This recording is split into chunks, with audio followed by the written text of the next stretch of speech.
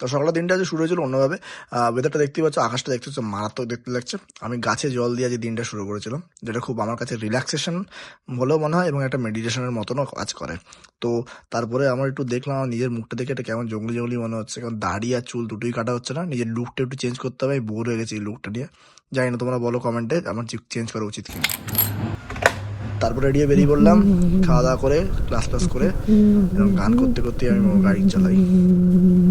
তারপরে মাঝখানে একটু পেট্রোল পাম্পে পেট্রোল ভরলাম। আমি যখন অ্যাক্সিডেন্টের জন্য বাইক চালাতে পারছিলাম না, তো আমার কাছে বিশাল একটা ডিপ্রেসিং ব্যাপার হয়ে গেছিলো, কারণ আমি এটাকে একটা খুব মেডিটেশন এবং আমার রিল্যাক্সেশনের জায়গা হিসেবে মনে করি। তারপরে জিমে পৌঁছে গেলাম, জিমে পৌঁছে প্রথমে রানিং করলাম।